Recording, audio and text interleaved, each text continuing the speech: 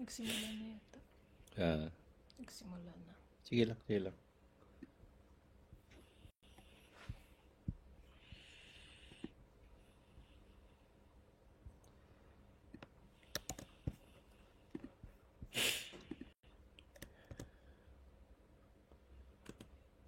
Ganyan. Yan.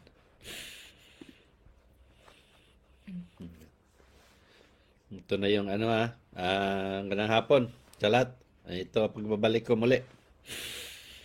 Ito, tungkol na to sa yung panaginip ni Mary.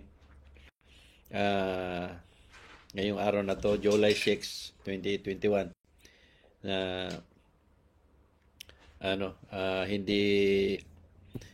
hindi ordinaryong panaginip.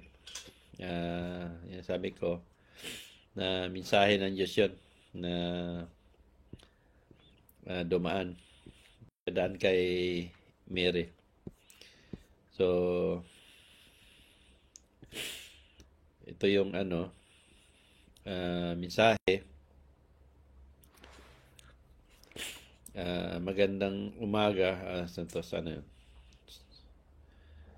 Panaginip. Kailangan ko kasi basahin eh. Ayun yung pangalawang paragraph. Kailangan ko basahin. Sa pangalawang paragraph na sa pag-iinip ko po, nakita ko si Jesus Christ. Si Jesus Christ po, meron siyang blindfold na puti o takip sa mata. Nakadamit po siya ng white na parang bestida na may belt. Yung buhok po niya meron brown na abot balikat. Nakatayo po siya sa isang balcony na open ng view po niya dapat. Tapos pumasok po siya sa isang pinto sa likod niya at nagulat ako na nasa loob na ako ng simbahan. Nakaupo ako sa pinakalikod na upuan. Hindi ko man po nakita si Papa. Alam ko po sa isip ko na katabi ko po siya. Madaming tao po sa loob ng simbahan. Punong-puno po ng tao. Lahat po ng upuan mayroong tao. Sa alam ko po sa upuan namin si Papa, kami lang po ang nakaupo. Si Jesus Christ po nasa harapan ng mga tao. Meron pa rin po siyang blindfold. Merong pare na nakatayo sa stand sa harapan din po ng mga tao. Kwento po ni Jesus Christ ang tungkol sa balcony na open sa dagat. Tapos nakita ako merong pinindot na button yung pare. At yung mga dingding na naging close. Sabi po ng pare, anong open balcony na dagat? Huwag kayo maniwala. Wala namang balcony na tabi ng dagat. Lumakad si Jesus Christ sa pagitan ng mga upuan at habang naglakad siya, nagkunot ang noo niya dahil hindi niya nakita na nagbago yung dingding. Naglalakad siya na nakadapa ng kamay niya at hinahanap niya ang simoy ng hangin na pagdating niya na pinakadulo sa upuan namin ni Papa. Humarap siya sa amin. Sinabi ko, Jesus Christ, naniwala ako sa iyo. Naniwala ako. Bumalik siya, pumunta sa harapan. Tumayo ako at yung mga tao nakita ko, tumayo din. Sabi nung pare, sa amin. Si Papa gusto nyo lang ang simbahan para sa sarili nyo. Sumigaw ako, bakit ko gugustuhin ang simbahan para sa sarili ko? Hindi nyo naman nire-respeto ang Diyos dito. Merong sinabihan ang pare na tao na tabi niya at merong lumapit sa akin na babae na merong hawak na pana. Tapos nagising ako. Mensahe ng Diyos.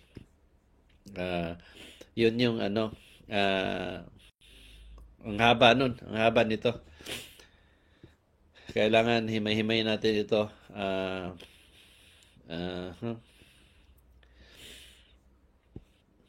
Kailangan hindi ito ang pagkaunawa natin sa sa unawa natin. Kailangan natin i-translate kung anong ibig sabihin ng Diyos dito. Hindi ito ordinaryong panaginip. Bakit ko sinabing hindi ordinary? Kasi once na managinip ka ng mahaba at natandaan mo, lalo na dito, kasi maraming beses na si Mary at saka si Susan na naginip din sila na nagkatotoo. Marami ang panaginip na nagkatotoo. Isipin niyo yung panaginip ni Susan noon din tungkol sa tatay niya. Ano ba yung sinabi niya tungkol sa tatay niya na nagalit sa amin? Tapos yun, nagkatotoo yun. Yung kay Mary, meron din siyang mga panaginip na nagkatotoo. Marami yan. Yung iba, hindi ko sinikwento sa inyo. Pero marami. Tungkol sa trabaho niya, nung nanaginip siya na yung tungkol sa application niya na ubas, nang translate ko na matanggap siya sa trabaho na yun kasi sabi ng Diyos, tikman niya. So yun nagkatotoo yun. At saka yung nanaginip din siya alam ko nanaginip ka nung pumasa ka ng No. yung sa exam. Hindi ko lang naginip ka nun eh. Ang panaginip ko yung dito sa trabaho, yung ginawa akong permanent. Oo nga. Yun tungkol doon sa ginawa kang permanent. So nagkatotoo din.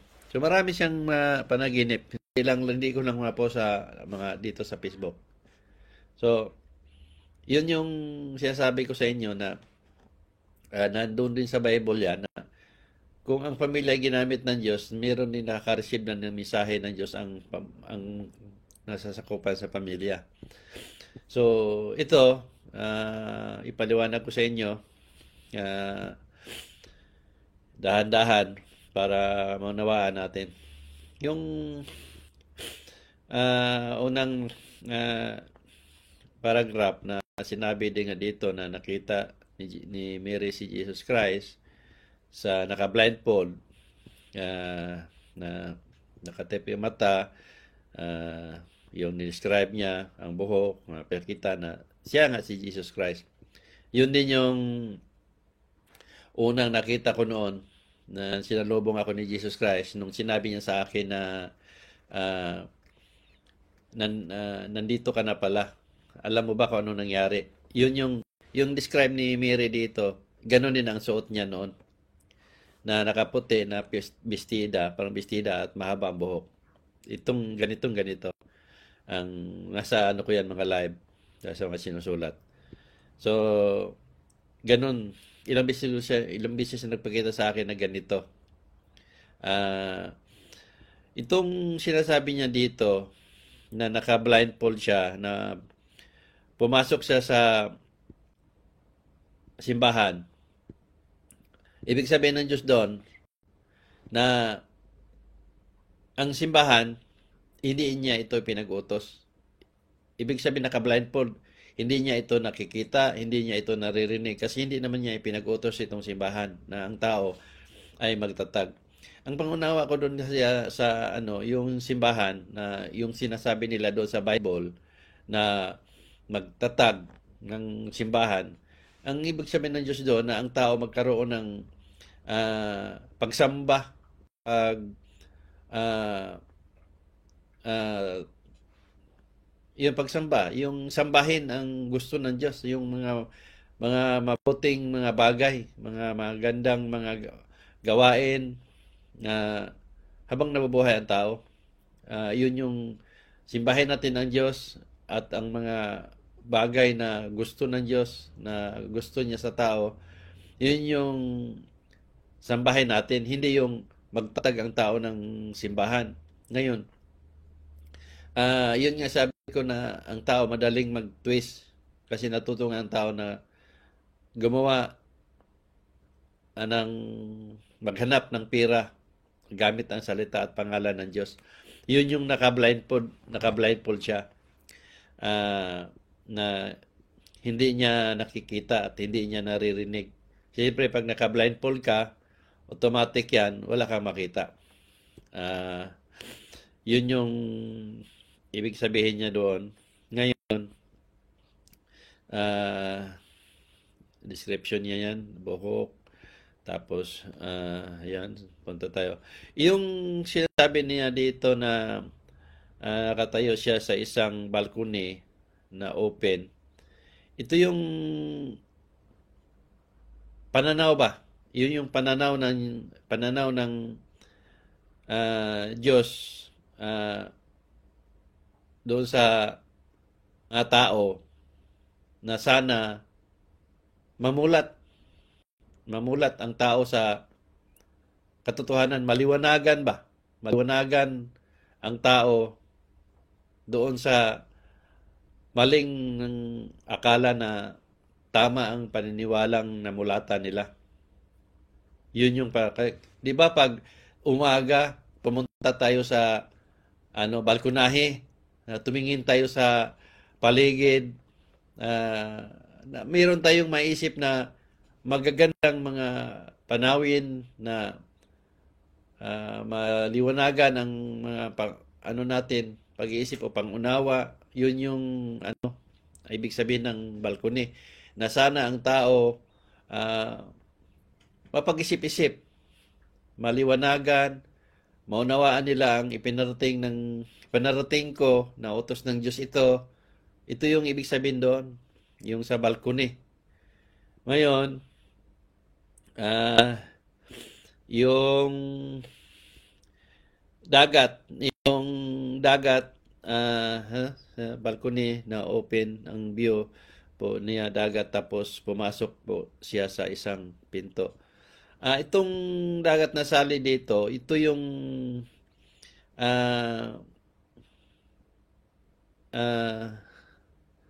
view ng dagat na tapusin ko muna. May pumasok po siya sa isang pinto na likod niya.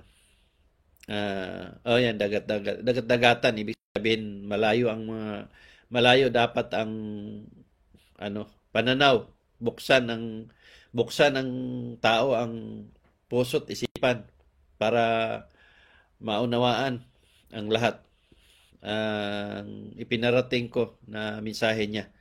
So ito yon. Ngayon pumasok siya sa isang pinto na likod niya at nagulat ako na sa loob na ako ng simbahan. Ayun yung na ang tao kasi na tuto sa mga maling turo na namulatan na nakukuha doon sa simbahan. Yung turo ba ng mga pare, mga pastor, na ito yung kaligtasan.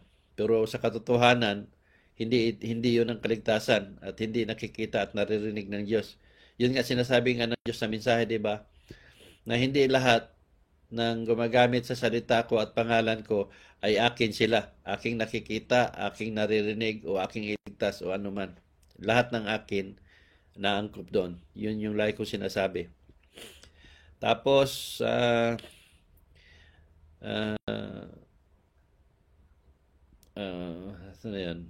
nakita si Papa. Alam ko, kasi isip ko na nasa tabi ko po siya. So, ibig sabihin ng Diyos dito, sa tunay na mga taong naniwala, itong sinabi ni Mary dito sa panaginip, na ang isip niya, na andyan si Papa. Ibig sabihin, nasimbolo ba na Ama, Papa? Ibig sabihin, ah, ang Diyos na kahit wala siya, kasi hindi nga niya ako nakita dito. Ibig sabihin ng Diyos dito, hindi mo man nakita ang Diyos, wala ka naman sa loob ng simbahan, ang Diyos ay kasama mo dahil tunay kang naniniwala sa Diyos. So hindi mo man nakita, kaya nga dito sa sinabi sa panaginip ni Mary na ang alam niya nandoon si Papa sa tabi niya. Ito 'yon na pag naniwala tayo ng Diyos, wala man tayong nakikitang Diyos, wala tayong naririnig na Diyos, ang alam natin, kasi yun ang paniwala natin na ang Diyos ay kasama natin sa lahat ng panahon. Yun yung sinasabi ng Diyos na sa mensahe na sa taong tunay na naniwala sa akin, kasama nila ako sa lahat ng panahon. So ito yung ibig sabihin ng Diyos dito. Na hindi kailangan pumasok tayo sa simbahan. Hindi kailangan magtayo tayo ng simbahan. Hindi kailangan na pumunta tayo sa simbahan para magdasal o ano man ang gusto natin. Kasi ang Diyos nga kasama natin sa lahat ng panahon. Bakit pa tayo magsimba? Bakit pa tayo kailangan may relihiyon? Na ang Diyos naman kasama natin sa lahat ng panahon. Ngayon, paano natin malaman na kasama natin ang Diyos sa lahat ng panahon? Ito yung sa bawat galaw natin. Ang ginawa ba natin sa bawat galaw natin, bawat patak ng minuto, gumawa ba tayo ng kabutihan? Alam na natin na ang Diyos ang pag-ibig. Ngayon, anong gagawin natin? Dahil Diyos ang pag-ibig. Lahat ng gagawain natin, puro lahat kabutihan. Kasi nandoon yung pag-ibig. Wala naman sigurong taong gagawa ng masama na pag-ibig ang meron sa kalooban niya. Kaya nga siya gumawa ng masama kasi demonyo ang kalooban niya. Kaya nga ang malinaw ang mensahe ng Diyos at paniniwala ko na ang demonyo ay tao. Yun din yung sa mensahe niya na ang sabi niya, naniwala sila ng Diyos pero ang lumabas sa bibig nila, puro demonyo. Hindi ba nila iniisip na ang demonyo na sa harapan nila? So ito yung sinasabi ko sa inyo na ang mga pari at pastor, nagtuturo sila ng Diyos, pero nagtuturo din sila ng demonyo, na may espiritong demonyo.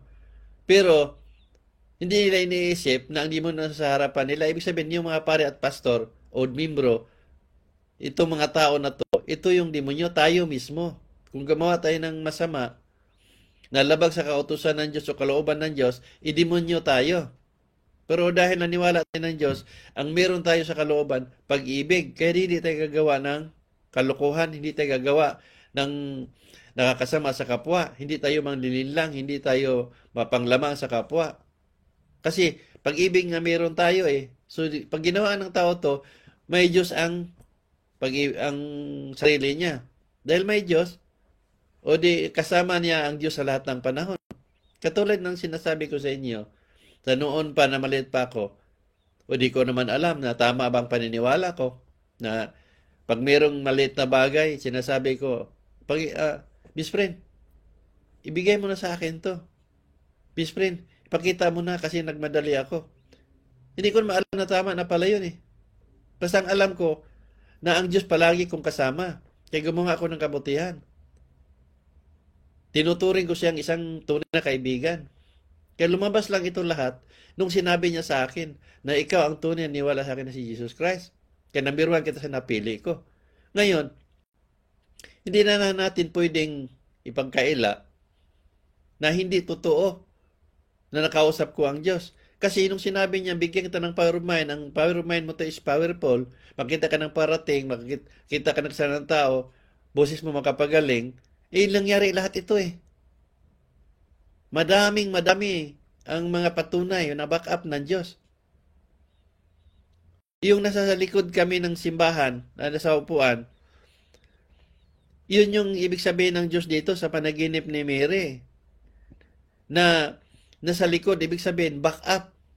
Back up kami ng Diyos at back up din ng Diyos sa amin. Ito yung ako. Nagsiwalat ako ng katotohanan, andito ang Diyos na nagbibigay ng backup sa pamagitan ng power niya. Itong power niya, ito yung power of mind na binigay na babasa ko yung mensahe niya at mabasa ko yung mga iparating niya at maipost ko at magkatotoo.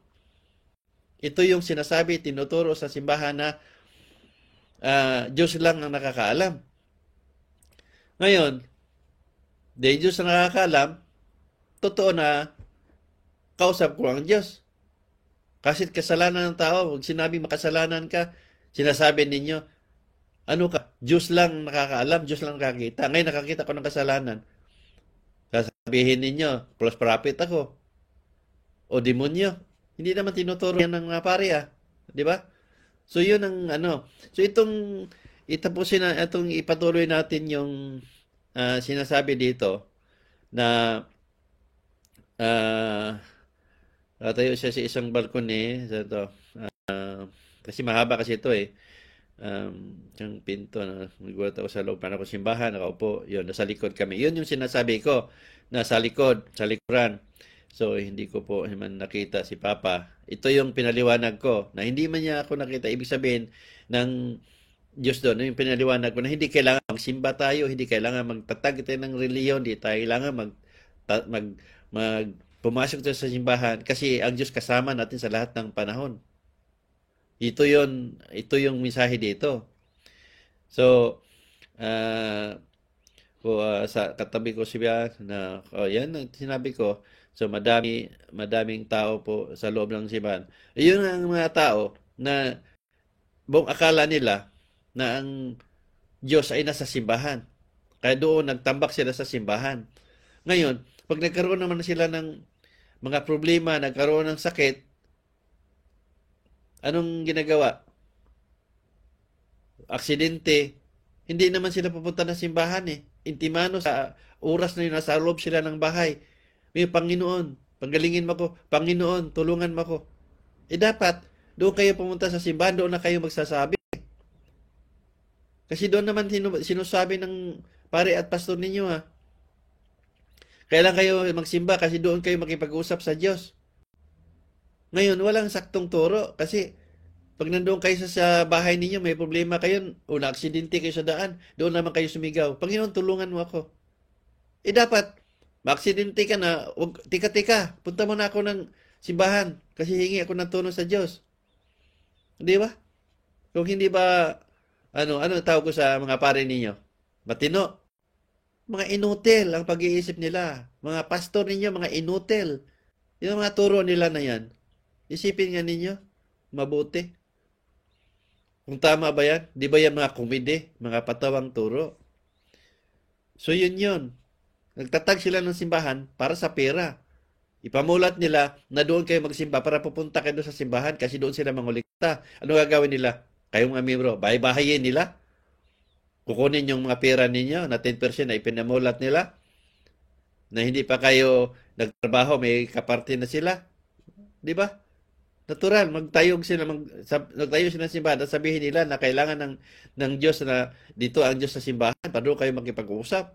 Pero panahon sa mga pangyayari sa araw-araw natin, hindi naman kayo pumunta ng simbahan Doon mismo kung saan kayo nagkaroon ng problema, doon kayo tumatawag sa Diyos. Kung ako ang Diyos, sasabihin ko, magsimba ka muna na nandun ako sa simbahan.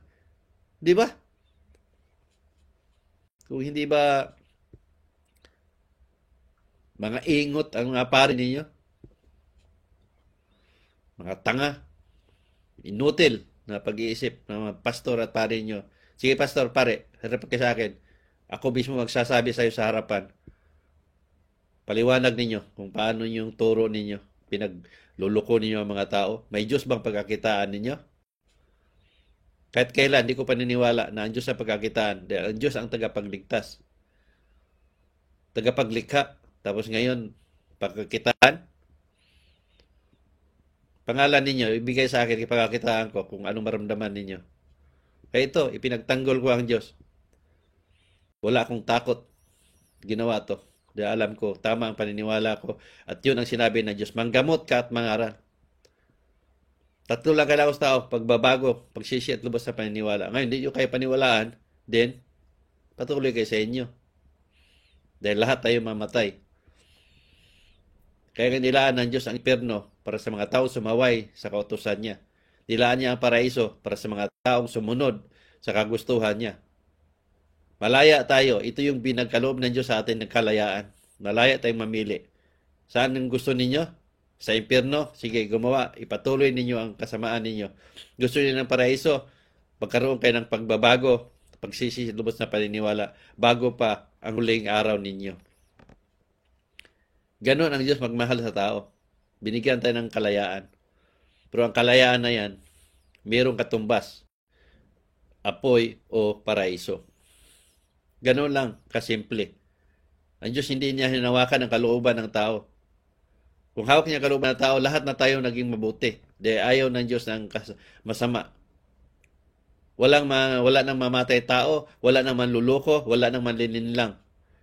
Kasi hawak ng kalooban ng Diyos ang kalooban ng tao o isip man. Pero hindi, binigyan tayo ng kalayaan para malaya tayo na gumamit kung ano man ang gusto natin.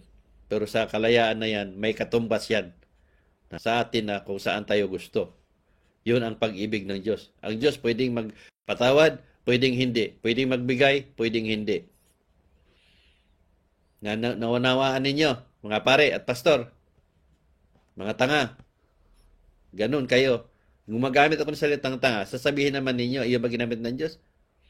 Yun ang nararapat sa mga taong hindi nakaunawa. Kayo, mga hindi nakaunawa, kasi samba ninyo ang mga pare at pastor ninyo. Pero hindi nyo iniisip ang gawain nila, makabulastugan nila, tarantaduhan nila. Sasabihin ninyo, tao lang sila, tao rin pala. Bakit sinasamba ninyo? Diyos lang ang pwedeng sambahin natin. Ako, nagpasamba ba ako? Hindi. Kasi di naman ako Diyos, tao lang ako tulad ninyo. Pero hindi ako makasalanan tulad ninyo. Alam ko kung saan nagkakasala. So, ganun lang yun. So, patuloy natin. Alam ko na nito si Papa sa tabi ko. Siya madaming po siyang kaloob sa loob ng simbahan. Ito yun. Punong-puno po ng tao. Lahat ng puwan. Yun. Kita naman natin kung ang tao puro reliyon ang meron. Puro simbahan ang nasa isip. Pero wala ang Diyos doon. Papa lang po ang nakaupo. Si Jesus Christ po. Ako lang daw, tamo, kami po nakaupo, si Jesus Christ po, nasa harapan. Ngayon, kami, ibig sabihin doon, yung pamilya ko, ito lang ang naniwala. Siyempre, ako ang, dito sa akin nagmula ang paniniwala. So, kami lang. Ngayon, yung sinasabi na nasa harapan siya sa mga tao sa harapan ng Diyos, ito yung sinasamba ng tao, ang Diyos. Pero, yun nga, nandun sila sa simbahan. Doon ang bibig ng tao, may Diyos. Pero ang gawain ng tao, walang Diyos. Ito yung dito, ipinahiwatig ng Diyos. Na ang bibig lang ang naniwala ng Diyos. Pero ang gawain, walang Diyos. So, meron po pa rin na siyang blind po. Yan kita ninyo, na sinasabi ng tao, naniwala ako ng Diyos. Naniwala, kasi yun ang lagi sinasabi, naniwala ako ng Diyos. Pero naka-blindfold pa rin ang Diyos. So, ibig sabihin, hindi kayo narinig, hindi kayo nakikita. Kasi nga, ang gawain nga ninyo, namumulatan mula sa simbahan. Yun yung mensahe dito. Ngayon, merong pare na nakatayo sa hatstan na sa harapan din po ng mga tao. Anong ginawa ng pare? Sila, yung pinasabi na sa mga tao, nagtuturo sila sa mga tao, ito yun na hindi nakikita ng Diyos ang tinuturo ng mga pare at mga tao na paniniwala. Naka-blindfold pa ang Diyos, ibig sabihin hindi nga talaga narinig at hindi nakikita. Ngayon, inikwento ni Jesus Christ ang tungkol sa balkone na open na dagat, tapos nakita ko na mayroong pinindot na button, yung pare. Yun. Ito yung sinasabi ng Diyos. Ito yung mensahe ipinarating ko. Para may malinawan ang mga tao kung ano ba ang tamang paniniwala. Ito yung balkoni na pangalawang sinabi dito na ipinahiwatig ng Diyos na kailangan ng tao magkaroon ng liwanag na sa pag-iisip na ang paniniwalang namulatan ay puro kasinungalingan, yung mga tinuro ng pare. Itong nasa pare, nasa harapan, ito yon. Ngayon, ah, open dagat, nakita ko na mayroong pinindot na buton, yung pare, ito yung pinindot, ito yung sinasabi nila sa mga membro na tulad ng ipinarating ko na para malinawan ang tao sa maling paniniwala at itong tinuturo ko na paniniwala na naayon sa gusto ng Diyos. Ito yung pinindot, tinimbre ba ng pare na huwag kayong maniwala dyan sa taong yan. Dahil false prophet yan. Huwag kayong maniwala kasi demonyo ang gumamit niyan. Ito yung isinabi niya sa mga tao, ito mga pare na to, na pinindot, tinimbre ba? Ito yung pinindot, timbre, na huwag paniwalaan yan. Ito yung nasabi to yun, mayroong pinindot ng yun pare at yung mga dingding naging close. O, yun. So, ngayon, sarado na, para maging sarado na ang isip ng tao. Kaya nga hindi na ang tao, hindi na nakaunawa, hindi na nakaintindi. Kasi, ito yung sinasabi ng pare, na pag may sinasabi na nagparating ng mensahe o salita ng Diyos, sinasabi nila, demonyo ang gumamit yan. False prophet yan. Kasi lahat ng magtatag ng reliyon, gumagamit ng salita at pangalan ng Diyos. So ipinamulat nila sa tao na ang tuwing nagtatatag, demonyo o ano yan. Hindi ako nagtatatag. Ako ay nagparating sa mga mensahe ng Diyos. Nagpaalala ang Diyos sa tao. Pero nasama ako doon sa sinasabi ng mga pare. Hindi yan totoo. False prophet yan. Ito yung isinara nila ang utak ng tao, ang isip ng tao, ang kalooban ng tao. Kaya nga ang pare nga, number 1 makasalanan nga. Tinatawag ng Diyos na makasalanan sila, number 1 makasalanan. Kasi sila nga nagsara ng puso't isipan ng tao. Kaya nalugmok ng tao sa kasalanan. Ngayon, ang tao mismo, yun ang madaling mga membro, ito yung unang patawarin ng Diyos kasi nagkasala sila na hindi sinasadya. Kaya ito ang Diyos nagpaalala na ngayon. Ito yung ginawa ko. Na binigyan ako ng power ng Diyos para mabasa ko ang mensahe niya. Paano ko ipaliwanag sa inyo kung wala akong power of mind? Nang mensahe ng Diyos, iparabulo lahat yan. Katulad ng ipiniwala ko sa inyo dito, ang haba-haba nito. Malinaw naman doon kung isipin ninyo mabuti. So, ganun yun. So, ayun. Close, naging close. Tapos sabi ng pare, anong open balcony na sa dagat? Yan malinaw doon sa sinasabi na anong open balcony na anong sinasabi na yun ang totoo ba na mensahe ng Diyos? Hindi. Ito yung sinasabi nila dito. Na hindi sila naniniwala na na totoo akong ginamit ng Diyos, totoo ang mensahe ng Diyos. Kasi nga, hindi nga sila, yung nga sinasabi ko sa inyo, ang mga pare at pastor ito, hindi naniniwala ng Diyos yan. Ang Diyos sa kanila, pira. Alam nila yon kasi kung naniwala nga sila ng Diyos, mga bakla sila Namulistya sila Maraming mga hanay nilang namulistya. Namatay sa mga balita. Daming mga pinatay, mga bata doon sa mga bahay ampunan na sila ang nagdala. Yung mga kaso ngayon sa kaso yan sa mga kaso-kaso. Rami sila diyan. Hindi lang daan ang mga kaso nila na kahit dito sa Australia yung na-convict dito rin na kulong na mataas na posisyon na ng sekretary ba ng posisyon doon sa Vatican. Naging guilty doon sa mga minumulistyang mga kalalakihan. Ayun yung sinasabi natin dito na malinaw naman doon na hindi sila naniwala. Diyos, kung naniwala sila, siya lang gagawin yun.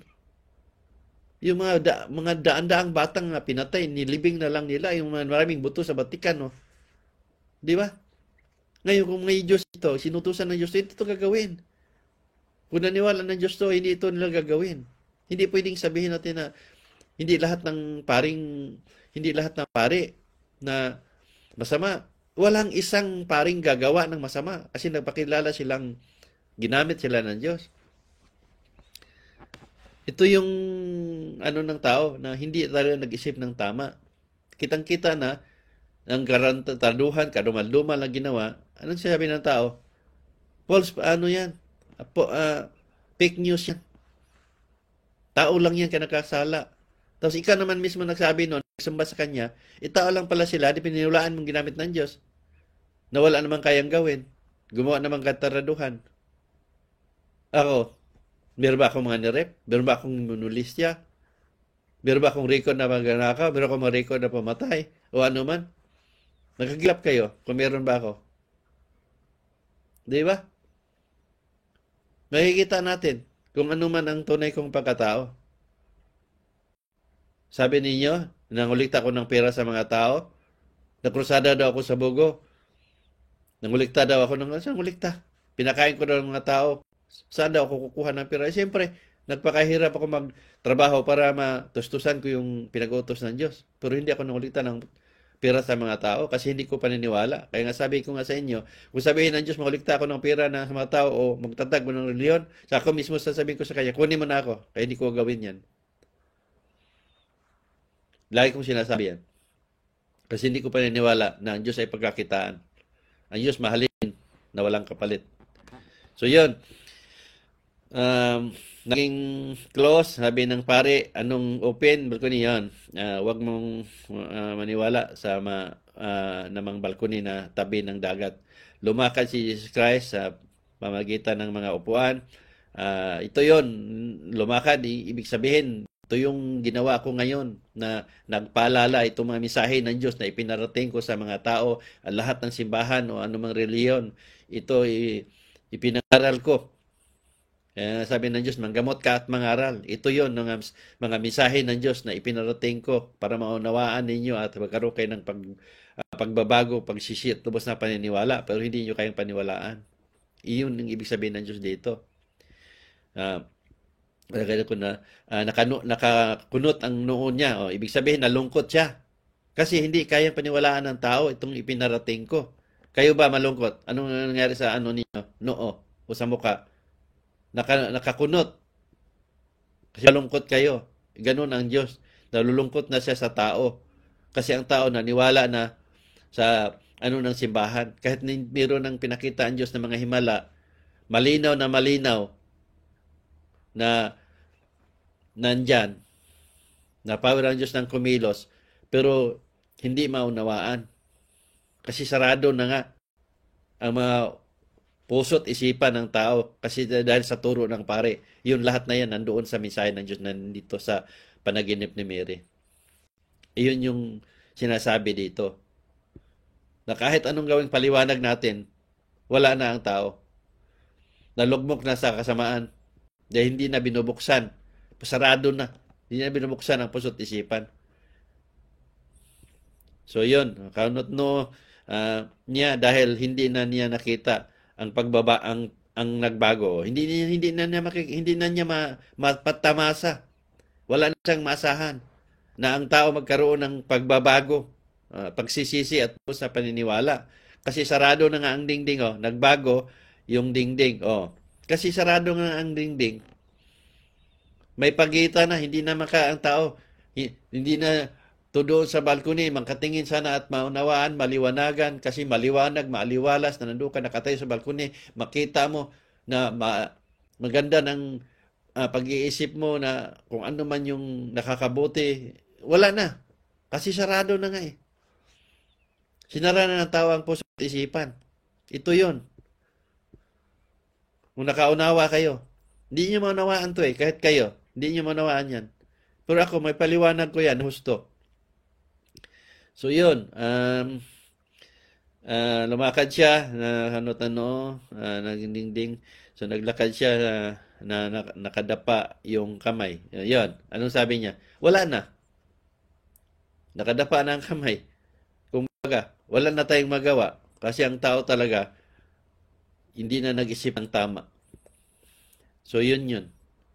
Kung baga, yun nga sabi nga ng Diyos na ang mga taong mataas ang pinag-aralan at hindi na maunawaan yung ipinarating mo na mga simpleng paliwanag, mas bubo pa sila sa lahat ng pinakabubo.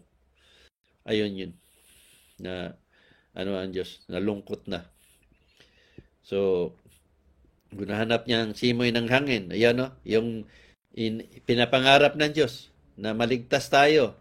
Ano bang kapagligtas? Yung magandang magandang, ano bang makapagligtas sa atin? Di tayo magkaroon ng sakit, di magagandang hangin na malanghap natin. Ito yung nagbigay natin ng lakas sa katawan, makapagligtas sa atin na maiwas tayo sa sakit. Ito yung inaano ng Diyos na may kaligtasan ang tao. Nagkaroon na inasam-asam niya na maunawaan ng tao para maligtas. Pero hindi na mangyari. Gawa ang tao, sarado na ang puso't isipan. So, pagdating niya sa pinakadulo sa upuan namin ni Papa, humarap siya sa amin. O, ito yon na ako nga na pinagutusan niya, ito, iparating ko sa mga tao ang mensahe niya. Sabi ko, Jesus Christ ako, naniwala ako sa iyo. Oh, ito ako ang tunay na niwala, kumbaga. Kaya ako ang pinagutusan. So bumalik siya, pumunta sa harapan, tumayo ako at yung mga tao. Nakita ako, tumayo din. Sabi nung pare sa amin ni Papa, gusto niyo lang ang simbahan? Oh, ibig sabihin nung ano doon, na iniisip nila ng pare na gusto ko kumbaga na sambahin ako ng tao o kilalanin ako ng tao o paniwalaan ako ng tao. Kaya ginawa ko to. O ano iniisip ng pare na nagtatagba ko ng reliyon o ano man. Ito yung ipinamulat nila sa tao na hindi ako totoo ano man ang gusto nilang iparating sa ipalabas. Ito yon. So yun, gusto nyo lang na sambahin. O yan, simbahan. Kumbaga, isip nila, tatag ako ng reliyon. O gusto nila na manguliktal ba ako ng pera sa mga tao. Ito yung mga, ano yung nasa isip ng mga pare na yan. Pastor na yan. So, ito, na hindi nila naman nirespeto ang Diyos dito sa simbahan. O, di ba? Ito yung mga sinasabi ko na ang Diyos ay hindi dapat pagkakitaan. Ang Diyos mahalin na walang kapalit. No, ito yon. Merong sinabi ng pare na sa tao na tabi niya at merong lumapit sa akin na babae na merong hawak na pana. Oh, so ibig sabihin nito, ang mga pare dahil sa ginagawa ko, mga pastor, sila ang isa sa gagawa ng paraan para patayin ako. Ito yung binulong niya. Paano ba ang gagawin mo pag gusto mo mag-utos? Ibulong mo. Patayin mo si Narciso Ulalo. O, di ba? O, yun yung pana. So, gumagamit din sila ng mga babae para mas madali ang babaeng utusan. Pwedeng maakit ako o ano. Yun yung ano dito. Siyempre, hindi naman ako bakla para lalaki ang gamitin nila. So, gagamit din sila ng babae para papatay nila ako. Ito yun. Yung mensahe dito. Sa ginawa kong ito, na sinasabi nga ng Diyos na maraming tao ang maghangad sa buhay mo, papatayin ka nila. Kaya gagawa sila ng paraan.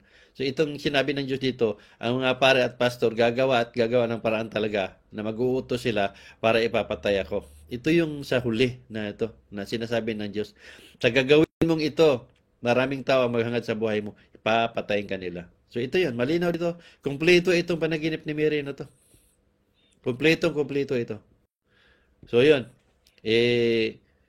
sana maunawaan ninyo lahat ng mga ipinarating ko. At para nga sa inyo, panaginip ni Mary ito. Pero sa akin, hindi ito panaginip. Mensahe ng Diyos to na ipinaraan kay Mary. Ngayon, ba't ko nasabi nga, maraming mga panaginip si Mary na nagkatotoo. Kahit si Susan, marami siyang panaginip na nagkatotoo. Kaya, yun. Magandang gabi sa inyo, hapon. Sana marami kayong natutunan dito. Karoon kayo ng pagbabago, pagsisisi, at lubos na paniniwala. Ngayon, yun nga, hangad ko pa rin na maliwanagan kayo. Hindi pa naman huli ang lahat. May panahon pa. Kaya nga ang Diyos nagpaalala sa mga tao, ay gusto pa rin niya na magkaroon ng tao ng pagbabago, pagsisisi at paniwala para maligtas. Yun ang sabi nga ng Diyos doon sa na ah, darating ang panahon na gugutumin natin sila. Ito yung simbahan o nangyari din. So ang minimithi ng Diyos na sa mga taong bukas ang puso't isipan na maligtas pa rin kayo. Ito yung hangarin ng Diyos din sa bawat isa. So yung hangad niya na gugutumin natin sila, ito yung sa mga pare at pastor, o ito nangyari na ngayon. Nagugutumin natin sila. Tingnan nyo yung Iglesia ni Cristo, mga rarian, binibinta na. So ibig sabihin, gaano na sila ngayon. Yung mga pare, wala na makita. Ayan, totoo na. So kasama sa Himalayan. Hindi lang yung boses ko magkapagaling, hindi lang yung masinusulat ko nagkatotoo. Kasama yan. Hindi lang yung sabi ng Diyos na sa gawin mong ito, maraming tao ang maghangad sa buhay mo, papatay ka. Isang Himalayan. Kasi umabot na ako ng 11 years eh. Wala akong Diyos na kakampi. Walang Diyos na nag-utos. Ay, tagal na akong nawala. Sabi ko sa inyo. Hindi man ako nagtago eh. Wala man akong bodyguard eh. Normal ang buhay ko. Kahit uwi ako sa Pilipinas, normal ang buhay ko. Isipin nga ninyo, taon-taon ako mag-krusada, pupurian itong nakaraang kadalawang taon na kalipas. Sa 11 years ko, 2 taon lang ako hindi nagkrusada sa Pilipinas dahil yun nga sa COVID. Ngayon, yung 9 years na yun, hindi man ako nag-bodyguard. Malaya naman ako. Normal ang buhay ko. Isang Himalayan. Marami pang mensahe ng Diyos na masabi nating sobra-sobra ang himala. Pero hindi nga maunawaan ng tao. Gawa nga ng tao. Sinara ng pare ang puso't isipan. Na para hindi na mawala sa simbahan nila. Para nandoon palagi. Kasi nandoon yung koneksyon nila sa pinapataw nilang 10% na ipinamulat nila na utos nila ng Diyos. Ito yung pinagluloko nila ang Diyos. Pinagluloko nila ang mga tao para lang kumita sila ng pera. Kasi ang mga paring ito at pastor ito, hindi talaga niwala ng Diyos yan. Isang himala itong hindi sila makalapit sa akin. Kasi isipin nga ninyo, ordinary tao lang ako, bakit hindi ako kayang harapin? Kasi nga, nandun sa mensahe ng Diyos yan, na walang isang pare at pastor na makalapit sa iyo. Dahil pag nagkataon, magkarap-harap kami, ako mismo sa harap, kung ano yung sinasabi ko sa live, yun din ang maririnig nila. Hindi ako mag-atubili na sasabihin ko. Pag hindi nila kayang mapatunayan ang sinabi ng ginamit sila ng Diyos, sa harapan nila mismo ako magsasabi na manluloko kayo, manlilinlang kayo. Oo, sabihin ko yan. Pag nasa korte, hindi ako kuha ng abogado. Ako ang abogado sa sarili ko. Patunayan ko sa kanila na totoo nakausap ko ang Diyos. Patunayan nila na pinugutusan sila ng Diyos. Ilabas nila kung ano man yung ilabas nila. Dahil ako, ilabas ko rin kung ano man yun ang ilabas ko. Sa huli, mayroong matutunan ng tao, may magwawagi.